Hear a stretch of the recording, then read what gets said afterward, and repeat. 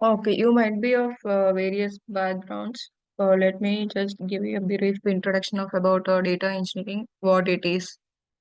So, data engineering is collection of data from various sources, and putting and doing some process on top of that, and finally giving it to analytics team or whoever to generate some reports which will be used for business to make some important decisions about their business to improve their marketing strategies or whatever it is. So it is collection of data from various sources. The source might be anything. Let me share my screen and note it down. Is my screen visible? Yes. Oh, Yes.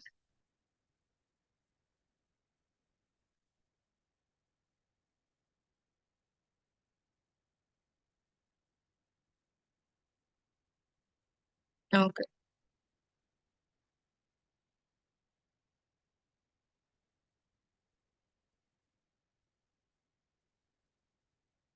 We have various sources. It depends on the organization to organization. Collection of data from various sources and loading into some data warehouse. Data warehouses also, they have many data warehouses. It also depends on the organization. So some of the sources are like APIs. We might be getting data from APIs or through emails. Emails in the sense we might be getting CSV or Excel files in the emails from the business or SFTP. SFTP is also like a secured server. From the SFTP server, we might be getting the files. We have various sources. It depends on the organization. But first, these are some of the sample sources.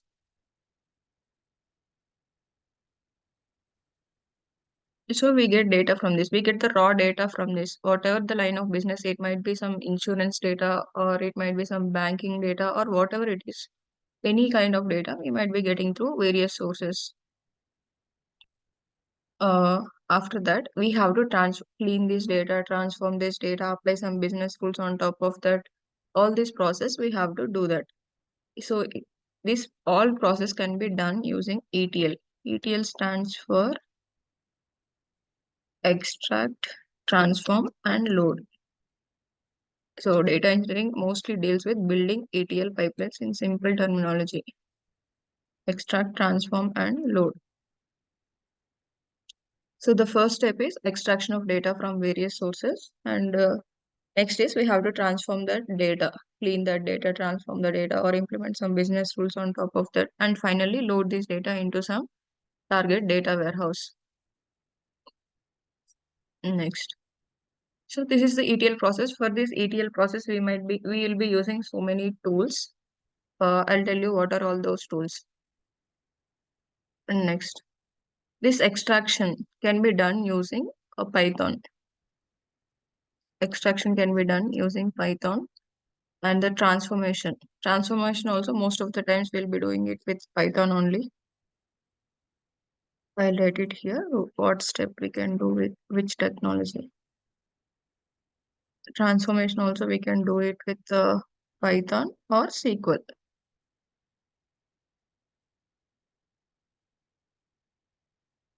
And loading is definitely a data warehouse or the database. It should be SQL. So for data engineering, for any data engineering job, you can name big data, small data, any data. You should definitely know SQL. Our 60% of the job lies around the SQL.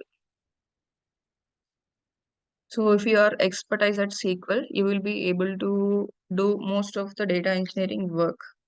Python and the other technologies, that also you should know, but not to that expertise level. Python, if you have a basic understanding of Python, then it is enough because we no need to, in most of the projects, not in every project, in most of the cases, the project is already existing, it is already set up, but just we have to do some maintenance or do some enhancements to that project. In those cases, we do not need a complete expertise on Python. We just need some basic understanding. So Python and SQL are the mandatory things. Python is used for small volumes of data, but when we say big volume of data, we have to use PySpark. So without Python or SQL, you will not be able to learn PySpark. PySpark is a combination of SQL and Python. This is for small volume of data, and PySpark is for bigger volumes of data, or we can say big data technology. PySpark is a big data technology. So in our course, we'll be covering SQL, Python, and PySpark, and also we'll cover a lot of things. Uh, I'll come to that. Now, along with this scripting languages, we should be good at cloud technologies. Any of the cloud technologies. We have three major cloud providers: GCP, Azure, and AWS. So you can be familiar with any of this, but in our course, we'll be covering mostly Azure and little bit of AWS. Azure is a Microsoft cloud provider. It is a Microsoft product, Microsoft cloud provider. And AWS, we all know it is Amazon Web Services. So the concept is same in any of the clouds, but only the service names and how it works, it differs a little bit in coming to each of the clouds. Sorry. So in each of these we have one more cloud provider, GCP, Google Cloud Provider. So Google Cloud Provider, most of us will know because we are using Gmail and photos backing up to that Google Cloud. All this comes under GCP, but in most of the organizations, they are now asking for Azure, and some of them are asking for AWS. If you are good at either AWS or Azure, you'll be able to work with any of the cloud technologies. Google Cloud. So when we say any cloud, Azure, Google, or AWS, it has hundreds of services. It has services which supports DevOps, which supports data engineering and big data, everything. So we will not be able to learn all those technologies, but we should be able to uh, learn some technologies which are used for data engineering. So we'll look at what are all those. So when we are extracting the data, we should store it at some place. Before storing that, we should store it in some place. For that, the storage service we have to be good at. So in Azure, the storage, we have two types of storages. One is the blob storage. It is like this storage is nothing like in Google Cloud, we are having the Google Drive. It is same as that. In Azure, we call it as blob storage. And also there is one more called Azure Data Lake. I will tell you what is the difference between these two while working with that. Azure Data Lake. We can call it as ADLS. Azure Data Lake Storage. So this is about the storage. In any of the cloud providers, we should be good at the storage service when working as a data engineer. So in AWS, the storage is, we can call it as S3, which means simple storage service. Simple storage service. So this is about the storage in AWS. In Google Cloud, there might be some name. I am not sure about that name, but most of the times we'll be working with Azure only. So this is about the storage. Now transformation, we have to do the transformation. After extracting, we have placed the data in the storage, any of the storage, any cloud storage, AWS or Azure. After that, we have to transform that. For transforming the data, we should use some technology. So that we are doing with either Python or SQL or PySpark. If it is a big data, we can do it with PySpark.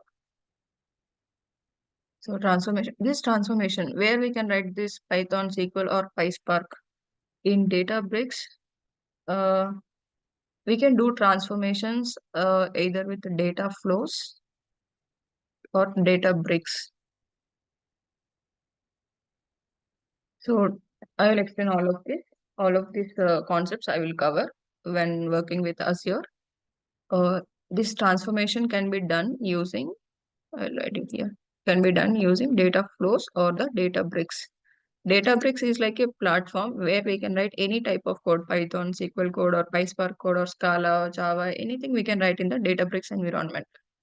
So it is a Azure backed service. Databricks is a Azure backed service where we can write our code and do the necessary transformations. So in AWS, we don't have any such transformation services. we have it, but not specific to transformation. In Azure, we have glue. Inside the glue also, we can write, sorry, transform. Inside the Azure, sorry, AWS also, we have a service called glue.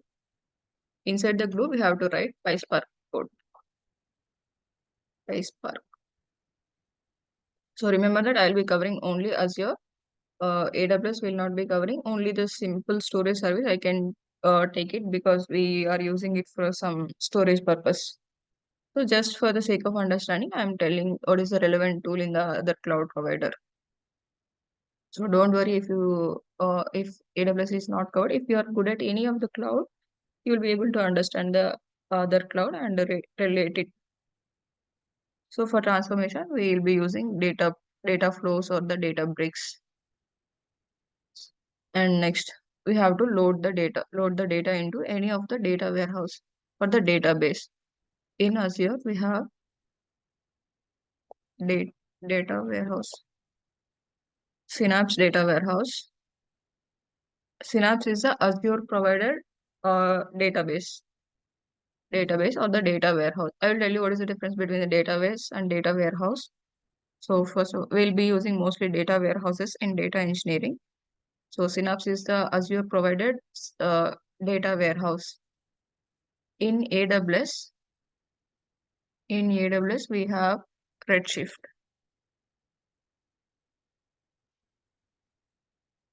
These are specific to clouds. If you say Synapse, it is specific to Azure, and if you say Redshift, it is specific to AWS. So, irrespective of the cloud, whatever we are using, if we want to use another data warehouse, which is independent of the cloud service, so that is called Snowflake. So, compared to Synapse or the Redshift, Snowflake is the most compatible data warehouse which can be used with any cloud. It is a cloud-based data warehouse only, but it can be hosted on any of the cloud technologies, AWS, Azure, or GCP. So in our course, I'll be covering Snowflake along with Synapse. Now, Snowflake, if you say Snowflake, only with the Snowflake also, you will have a lot of roles. Snowflake data engineering, Snowflake developer. We have a lot of things. We can do all the ETL process inside the Snowflake itself. We no need to use any other technologies, but in most of the cases in real-time projects, it is not advisable to rely on single uh, data warehouse. We'll be using a lot of them because in real time we have so many complex logics to be applied. So single tool is not enough. But most of the time, 70 to 80% of the work can be done using Snowflake alone. So this is the biggest data warehouse. Now extract, transform, and loading has been done. So every time we are using any of the technologies. For extraction, we are using Python. For transformation, we are using this. And for loading, we are using any of the data warehouse. Our data sits in Synapse or the Snowflake. Our final data, a transformed data or the cleaned data is available in Synapse or the Snowflake. If it is in AWS, it sits on Redshift. So now the data is available for the consumption by the business people. They will look at this data and come to some conclusions like where they have to improve their business. All those strategies, analytics team will take care of that. That is not our part. But for that analytics team, they will use Power BI or Tableau or anything. But I'll cover some basics of Power BI here.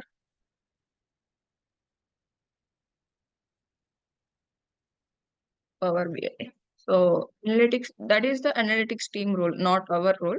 But I'll cover some basics of this as well. So now we are doing extraction, transformation, and loading. After that, this all process has to be automated. Every day we cannot go and run this extract process, run this transform, run this loading. We cannot do that every day manually. For that, we need to automate that. For automation, uh, we have this automation is nothing but the ETL automation. These ETL pipelines are set up. Extract, transform, and load these code or whatever the required for building these pipelines. This code is written, but this has to be automated. Like the data will be coming from the sources every day or every hour or whatever. It depends on the business. So the data comes every day. That the extraction has to be happen continuously. This loading and transformation and loading also has to happen continuously. So for this automation, for scheduling the jobs, we have to use in Azure. There is a one service uh, for automation or building ETL pipelines.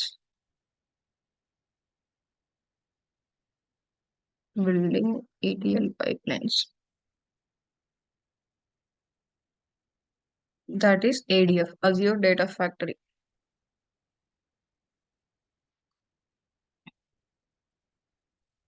Azure Data Factory. This is the service in Azure which can be used for automation. So other than this Azure service, we have Airflow. Airflow is most commonly used orchestration tool. We can say orchestration is nothing but setting up the pipelines and scheduling them. Airflow is an orchestration tool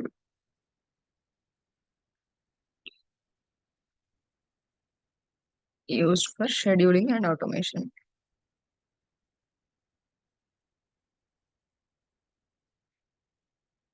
So Airflow also I will cover Airflow and ADF I will cover because in most of the organizations they'll be using Airflow or the data factory. So these are the technologies I'll be covering in our data engineering course. So now coming to the jobs availability or the roles we have to perform being a data engineer is every day. I mean these pipelines, everything is already set up. In most of the organizations, the pipelines are already set up. There might be like new data coming in from another source. For that, we have to write some Python code, transform it, load it. All those things we have to set up. Other than that, we have to make sure that already existing pipelines are running smoothly. It is like production support, setting up our roles, and I'll write here roles and responsibilities.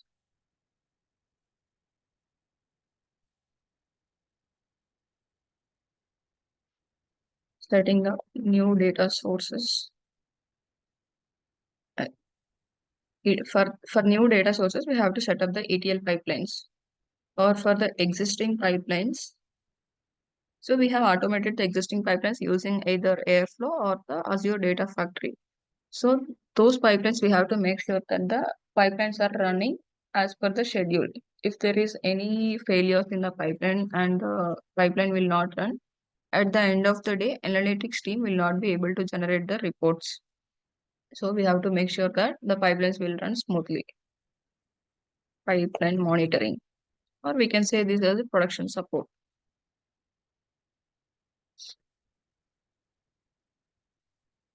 Uh, these are some of the responsibilities, and the other responsibility is that we are moving the data across the pipelines from source. In between, there was some transformation, and finally into some target database. So there might be situations where there is a difference between the source and target. So data analysis in case of any differences,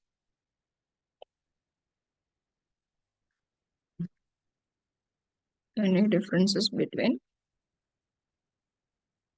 source and target systems.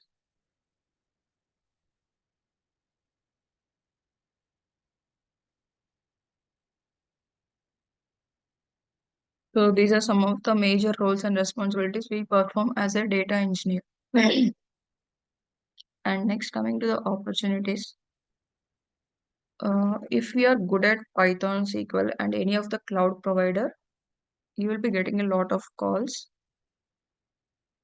SQL is a major thing. In interviews also, they will be asking mostly on SQL, and also they will ask us to write some Python code. They will be giving some case studies, and we have to write Python code for that.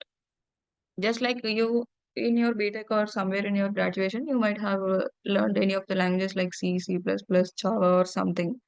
So there we will be writing some programs from Fibonacci series or some sequence of numbers or printing the tables. These kind of programs they will ask us to write in the interviews for the Python. Python they will not ask much complex. But SQL, they'll ask complicated questions in interviews.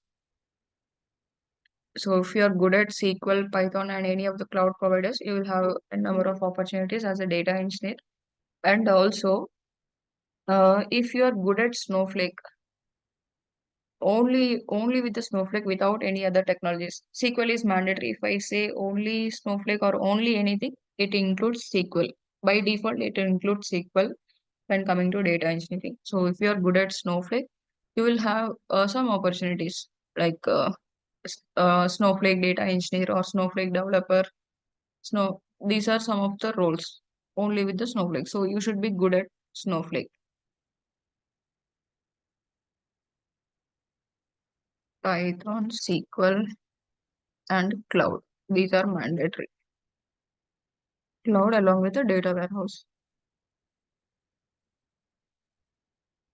Provided that we should have some experience on this. Anyways, you'll be applying as a fresher, you will not be able to get into data engineering. But if you have some sort of experience, at least if you have learned all of these technologies and you have done some sample project, you will be able to answer all the interview questions and able to do the work as well.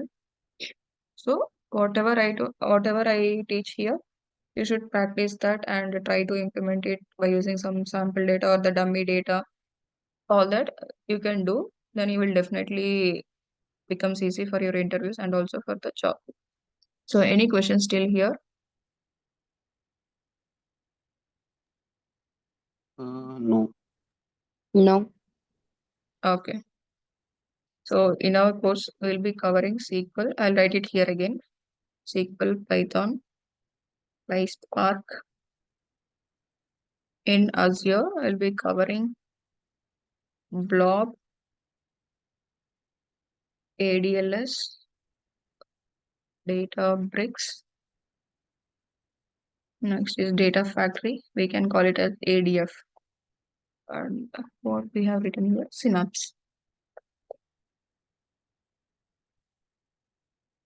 These are the services I'll be covering in Azure. And next in AWS, I'll be covering S3.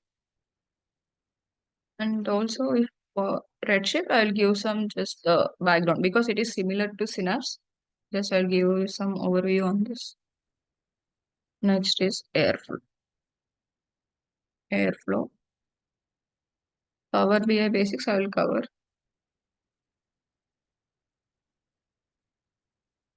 Yeah, this is our course. We will cover all of this. So initially I'll start with Python. It will take around 2-3 weeks to complete, including weekends. So Python, if you are good at basics, or at least if you are able to understand the existing code, we'll be able to manage our role. So first we'll start with Python. Python is just a scripting language, like it is C, C++, or Java. It is a scripting language. So compared to those languages, it is very simple. So in C or C++ or Java or anything, we have to, while initiating the code itself, we have to write some hash include stdio.h or some declarations. We have to do that. But in Python, we no need to do anything. It is very simple. It is like plain English. And the installation is also very simple. It is open source. So Python is a open source language. Open source means we no need to have any license. We no need to buy anything. Python is a open source language. We can directly install it. I'll show you. It is already installed on my system, but I'll show you how to install it. Go to this website called python.org. You can try downloading it parallelly while I'm doing this. So here, if you open this page, you will see this download button. Here it will show the latest version available for your system. I'm using Windows, so it is showing this 3.13. So any versions above 3. Python has different versions, Python 2 and Python 3. These are the major version changes, but there is 3.1, 3.2. There are a lot of versions, but the major changes from Python 2 to Python 3. Nowadays, almost 90% or 95% I can say we are using Python 3 versions. There's a little bit of difference between Python 2 and Python 3 in case of syntax or the functionality. So you can just download the latest version from here. It is just click on download and you have to click on the install button and just next, next, next, nothing more than that. I'll show you. It is already installed, but then I'll show you. You can try downloading parallelly. So here you will get this window. Just install now. Click this button, add Python to path. This you have to do, otherwise you will get some environment issues. Click this button and just do install now. And click next, next, next. It is already installed on my system. I'll show you. To check if Python is installed or not, we can go to command prompt.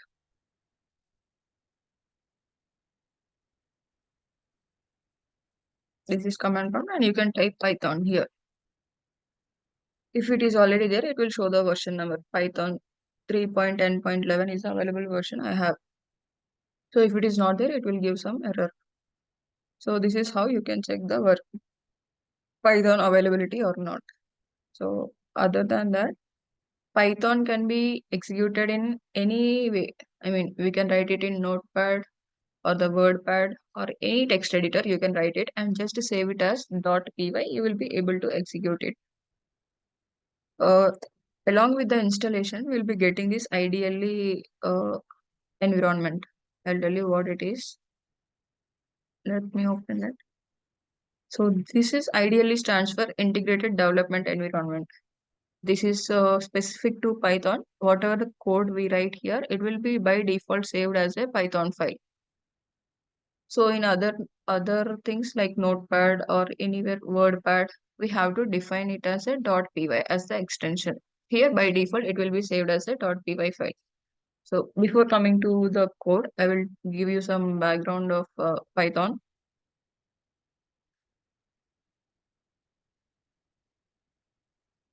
Okay. Python is an open source language. We no need to pay anything for that. Next is, so languages are of two types, compiler language and interpreter language.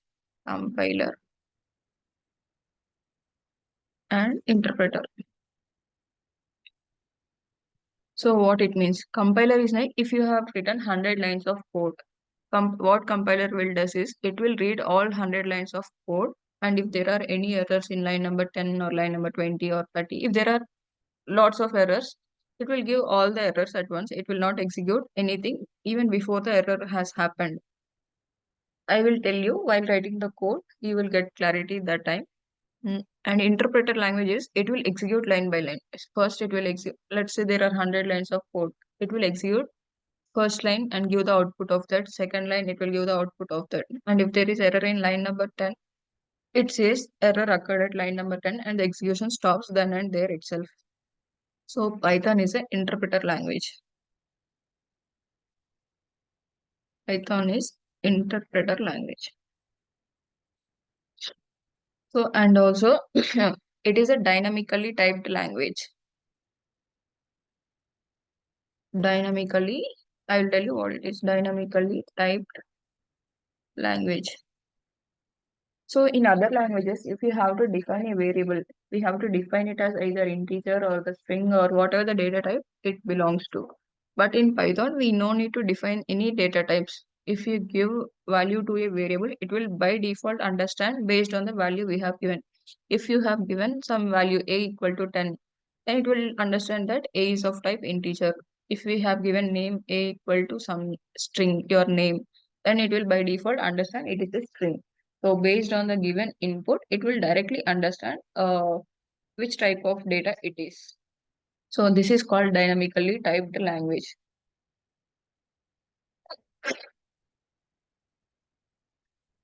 Uh, and we have some data structure, data types.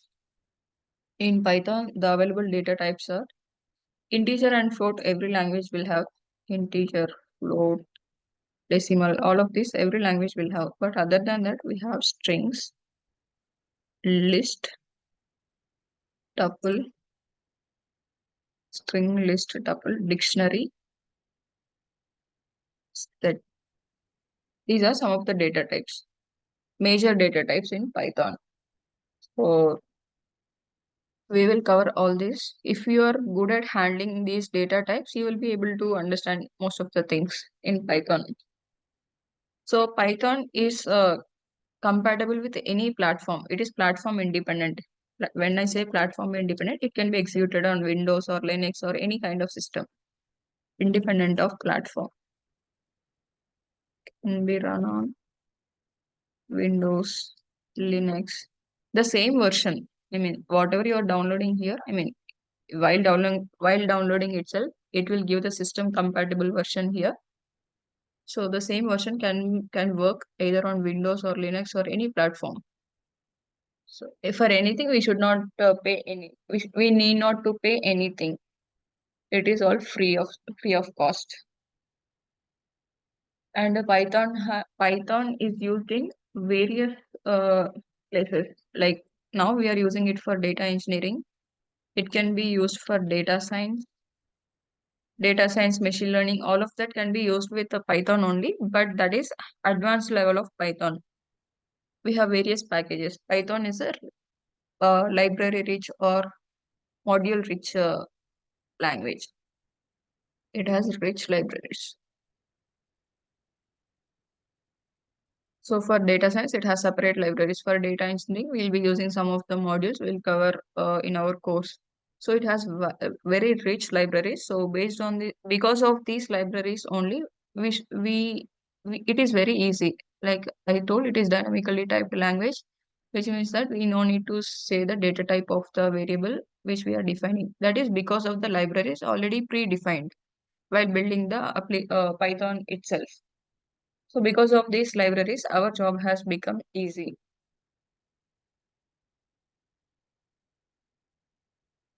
Okay.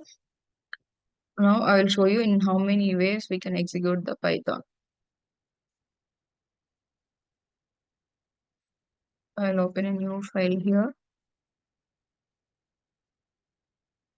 Okay. So the basic program in any language we can start with is the print hello world. So in other languages, if you want to write print hello world, you have to do some initiations like hash include stdio.h in C language and something like public void in Java. All these things we have to define in other languages. But in Python, if you have to print hello world, just write whatever you are telling, just write it. That's all. Print hello world.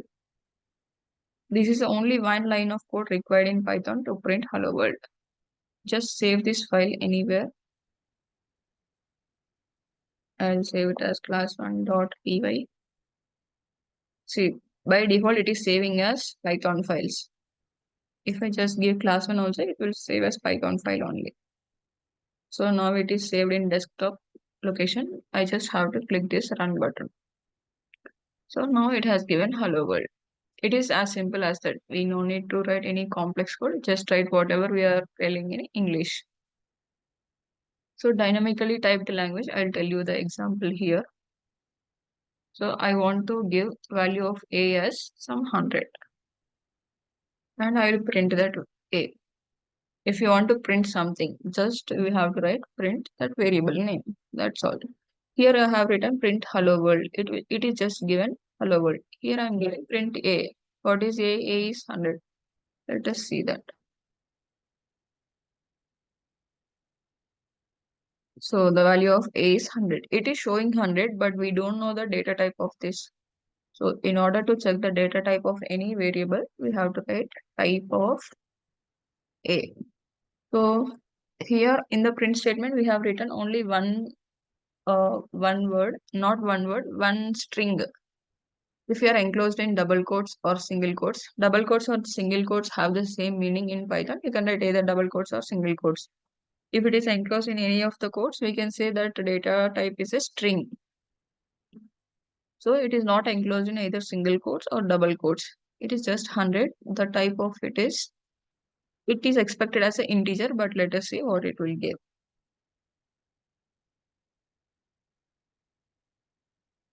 See, it is giving class of integer. Int stands for integer. So if you want to write multiple print If you want to print multiple values, we can just put comma and write any number of statements you want. Here you can write anything also. Just a dummy word print. You can write as many as you want, just with separating by comma. Every time you have to save the code and run it. So now see, it has given in a single line. 100, the value of a is 100 and it is type is class integer. And next we have written some print, dummy word print. Here it is giving in a single line with a space separation. So I want to separate it by something. I want to separate it by star. So in between value of a and type of a, I want these three stars. In between each of these, I want stars. You can do this. See, in between each of these, this is a value is 100. Next, I want separator as triple star. It has given that. Next is type of a, and next is this print word. So we can specify the separator as well. Instead of these stars, if you want to specify separator as next line, you want to print all of them in next line. So you have to keep backslash n. Backslash n stands for the new line character.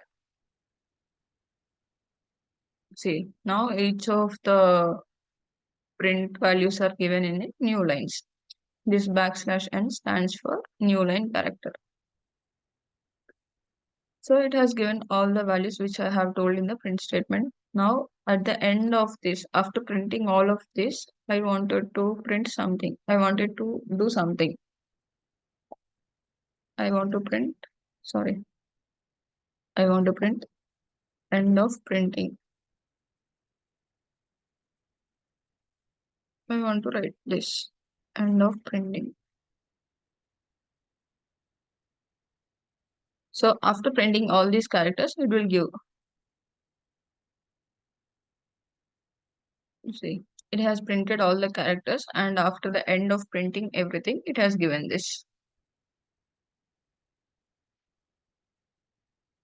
Okay. Now coming to compiler or the interpreter. See, I have given a value of a as 100 and it has given integer. Now I will change the value of 100 only. B is of 100, but I will give it in quotes.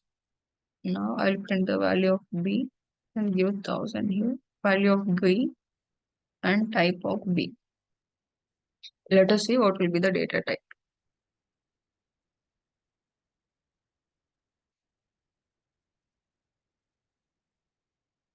This is for A. 1 second, it has not saved or what.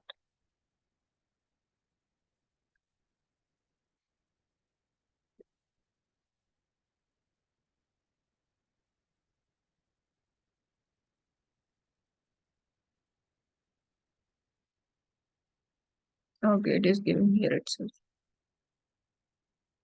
See, the value of B is 1000, but it is of type string because we have enclosed this in the quotes. That's why it is taken as string. Anything, any number or list or anything, if it is enclosed in single quotes or double quotes, it will be treated as a string in Python. I'll give single quotes now. Then also it will be treated as string.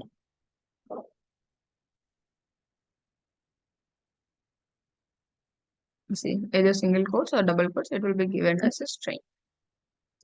See, I'll give my name.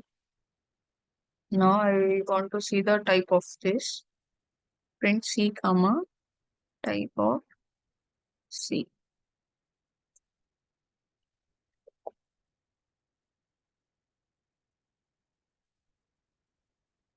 So the value of C is this Prabha and this data type is string.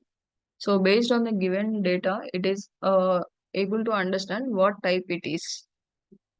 Single quotes and double quotes has the same meaning. If I write in single quotes also, it will give the same. No difference at all. Okay, the same output has come. No difference at all. Sorry. So this is about the dynamically typed language. Now coming to interpreter or the compiler type, I'll tell you till now here we don't have any errors. In the first line we have print hello world, it has printed. Next we have defined A and we are printing it. So it has printed A value, type of A and some dummy print statement.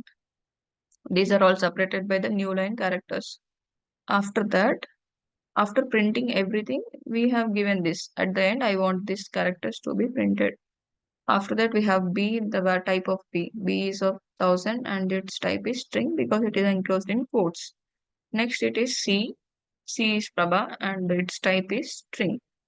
So these lines, it has executed a line after the line and it has given the output. Now, I wantedly make some mistake here. Print. I will just say print B.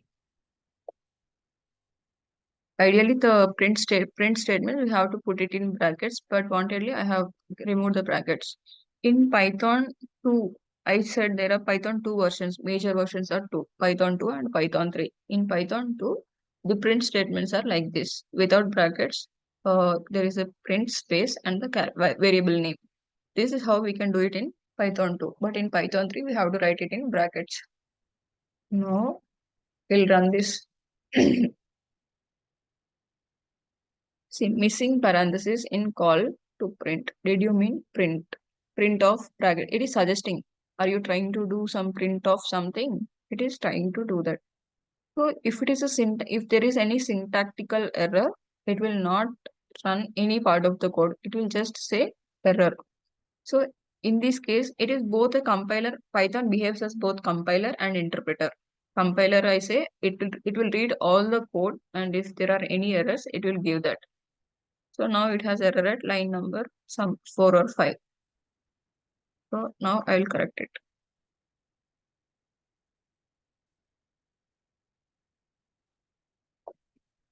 Now it will run without any errors. Next, here I will say print C. This is not any syntax error. This is a variable C. We did not define. C is here, but we are calling it even before declaring it. So if without telling what is C, till here it doesn't know what is C. So it will say name not known, something like that. See here, it has given the first line is printed. Hello world is printed. The value of A is printed and its type is printed. Next, the dummy print statement is printed.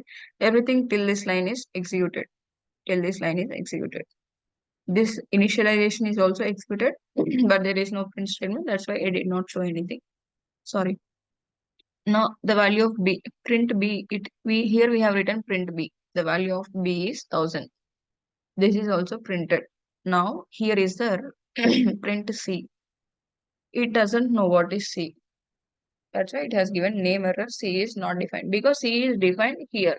If we write print C here, it will not give any error. But even before declaring what is C, we are trying to print this. That's why it has given error and it has stopped execution. After C, there is no issue with all these 3 lines of code. We have defined B and it can give the type of B. All this we can execute, but it did not execute because it is an interpreter language. Here it is behaving as an interpreter language. So there is error at this line. After print C, it doesn't know what is C. It has stopped execution then and there itself. It has not come to the next lines of code. This is called interpreter language. Now there is one more error. Let us say here I will give one more print D. So D, it doesn't know what is D, but I am asking it to print. There are 2 errors in total. One is print C. C it doesn't know at this point of time. D we have not defined at all. It doesn't know these 2 things. But it will give only error at line C. Because whenever the first time error happened, it stops execution there only. It will not continue. See, name C is not defined. Here it also says the line number 9. In this file, line number 9, there is a error. Error in print C. What is the error? Name C is not defined. It is saying I don't know what is C because we did not tell what is C. So that's why it has given error. D also we did not tell, but it did not give this error because it has stopped execution here only. Line by line execution. Interpreter is a line by line execution. So it stopped execution here itself. Now let us, I will print D here and C here. See, there is no error. Then here also, the execution stops here itself. See, name D is not defined. So that's how the interpreter works. If there is any error at any line of, at any part of the code, it will stop execution there only.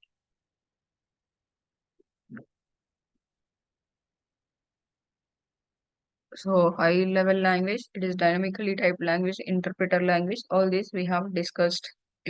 And it is platform independent. This is Windows, we can try it with Mac or any system. It is compatible.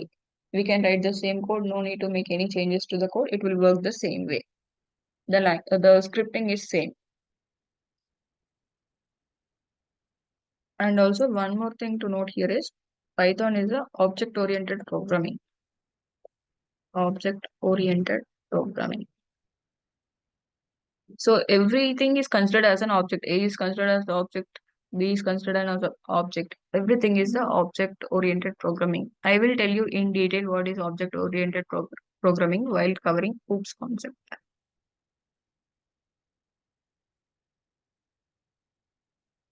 Okay, for now, remember it as Python is a object-oriented programming, while other languages, Java, C, these are Java. I think Java is also object-oriented programming, but C is procedure-oriented programming.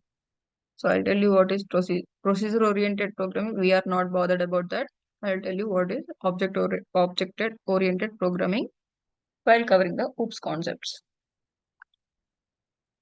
So now I will tell you some rules of the file names and also the variable names. Here now I have saved the Python file as class 1. We can execute this in a number of ways. One way is like write the code in IDLE environment and run it here. So it has run successfully, but there is error. That's a different story.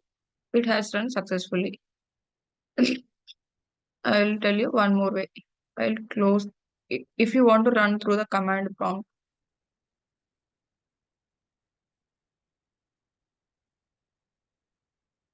so this file is in our system. It is in one C users OneDrive desktop. First, I have to go to that path, CD, OneDrive. After OneDrive, we have to go into desktop.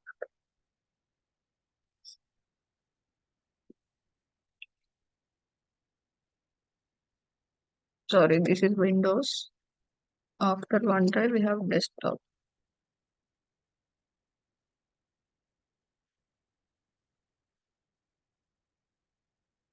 Now we are in desktop. After desktop, we have this class1.py file. If you want to run it through command prompt, we have to write Python space that file name, class1.py. See, it has given the same output as what we have got in the IDLE environment. One second, let me adjust the windows.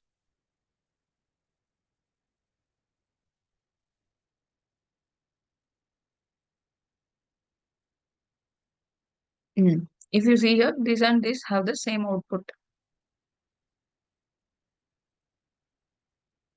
Same output in both the places. So the same file, we can execute it in multiple ways. Here there is no space in the file name, so just Python space file name is executed. Now I'll write the same code in Notepad.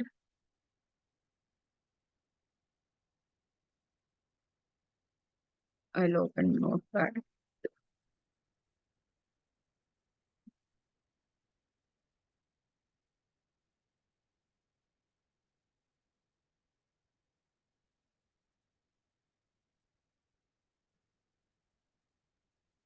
So I'll save it here. I'll save it as class 1 copy. Here I have given the space in the file name. See, when we are writing in the IDLE environment, by default, it has given save as type Python files. But here it is not giving any such thing. Save as type Python file. There is no option also to save to Python files. So here we have to mention .py. That way it will be able to understand it is a Python file. Otherwise, it will not be considered as a Python file. If there is no .py, it won't be considered as a Python file. Just like in the Excel file, we have .xlsx, or if it is a CSV file, .csv. In Python files, we have .py, but remember that there is a space in between the file name. How to execute this now?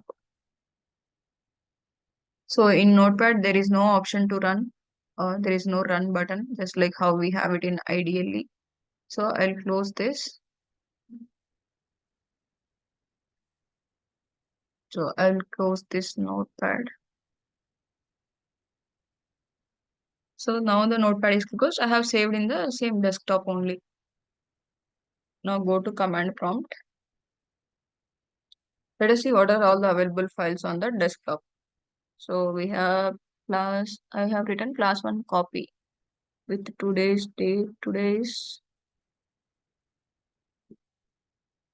class 1, where is that?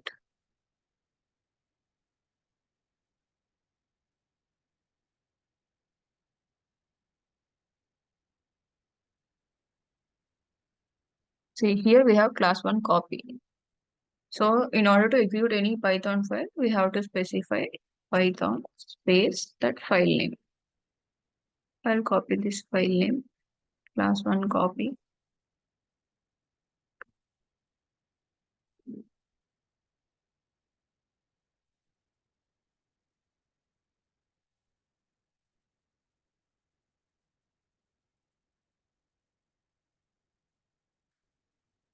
So let us see what happens now. There are double spaces here. Okay. See, it says cannot open file class 1 because it is reading as two words. Class 1 is a one word and it is taking only till here. And it is saying no such file or directory. Because there is a space, it is not able to understand it as a single file. That's why it is giving that error. In order to make it understand, we have to enclose this file name either in single quotes or double quotes. That way it will be treated as a single file name. Once again, why is it not taking?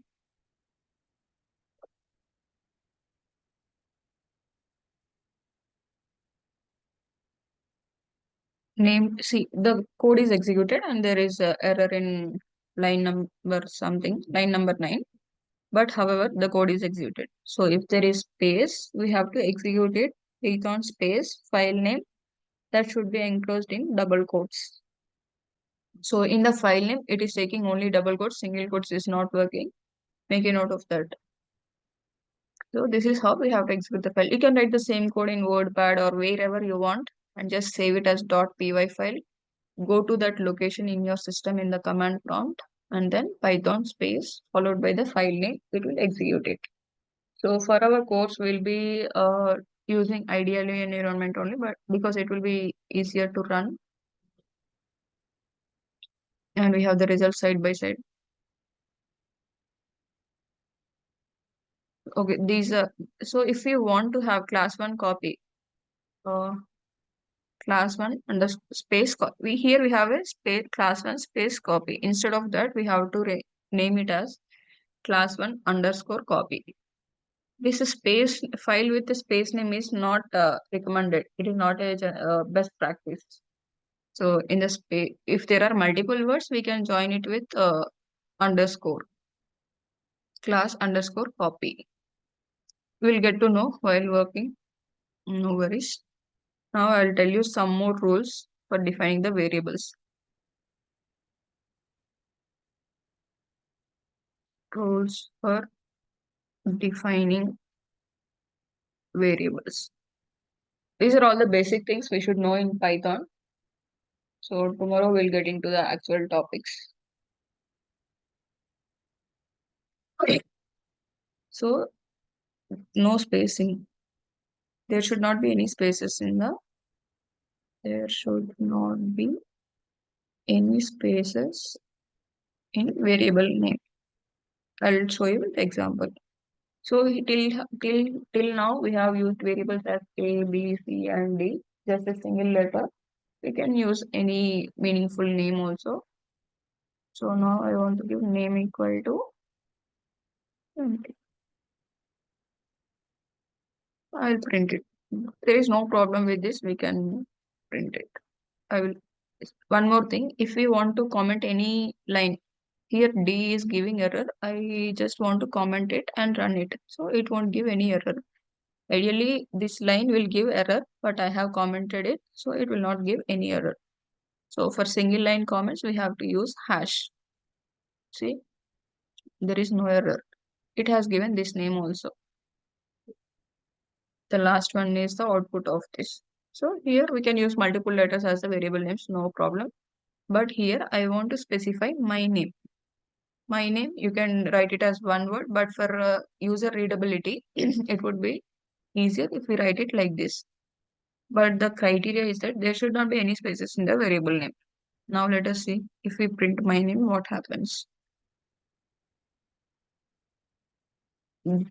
And one more thing, for a single line, we have to use hash. If we now we have come to the rules for defining the variables. These are all commented lines. I don't want to execute all of the code. I just want to execute from here only. So for that, if we want to comment multiple lines, put triple quotes. It should be enclosed in triple quotes. So it means that all the above lines of code will not be executed. We can write either in single triple quotes or double triple quotes. So for the name, there should not be any space, but now we have given space. What happens? Let us see. See, it is giving invalid syntax. It is not at all accepting. So for that, we have to use some underscore. If we want to give multiple words as a variable name, we have to give it as underscore.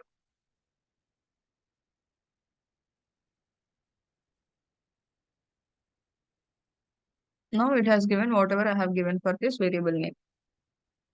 Now the variable names should always start with, there should not be any spaces. And one more criteria is it should always start with alphabets. It should always start with alphabets, either smaller case or uppercase, no problem, whatever it is. So here it has started with alphabets. Instead of that, I will write a number here. First, I will write a number and then followed by variable characters. See, again it is giving invalid decimal literal. So numbers are not accepted at the first place, or any special characters are also not allowed.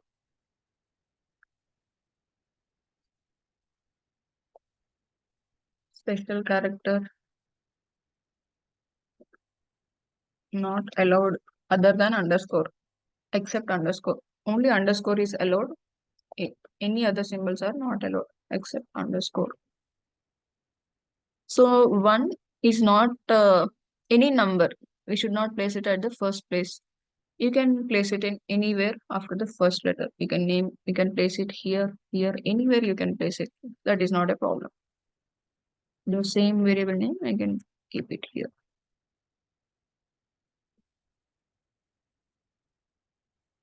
So it has executed without any issues.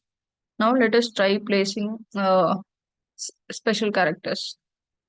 Name at the rate equal to some Python. I will print this nm at the rate.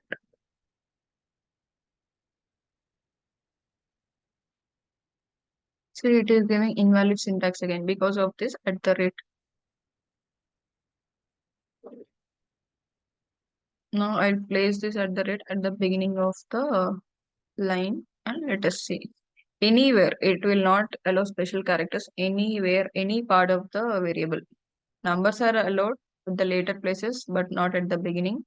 See, it is understanding something else. Invalid syntax, maybe you meant double equal to or something it is suggesting. So it is not, it will not allow special characters at any part of the variable name because they have some special meaning except underscore. Underscore we have seen here, underscore is allowed. Next. Uh, Special characters are not allowed. Yeah, these are some of the rules. And also we should not use keywords. There are some keywords. Keywords are not allowed to use as variable.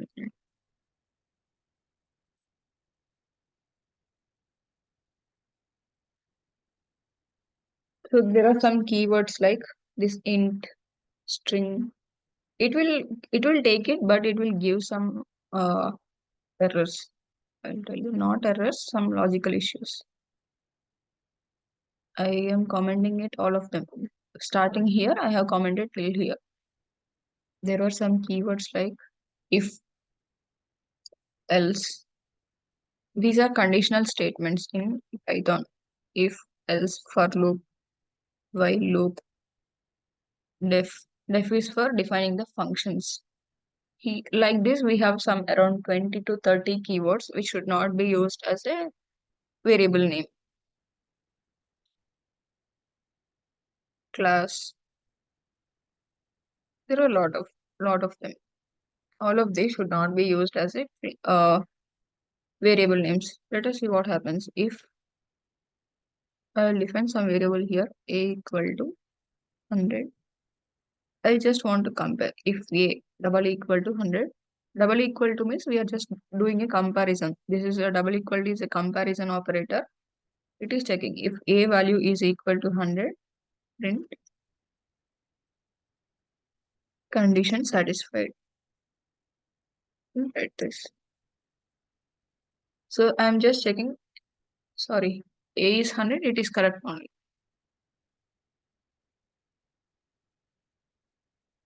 I have to comment this.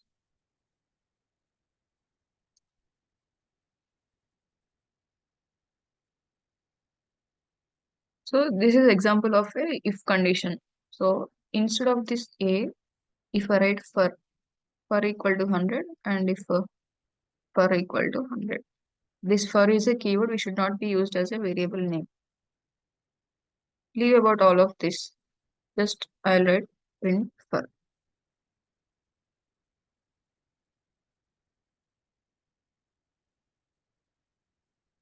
So it is saying invalid syntax. So all these keywords will not be accepted as variable names. So these are the rules. There should not be any spaces. Special characters are not allowed. Always the variable name should start with the alphabets only, and no special characters are allowed. No keywords are allowed as variable names. Okay, this is all about the rules for variables. Any questions? No, we are good. Okay, we'll stop here for today.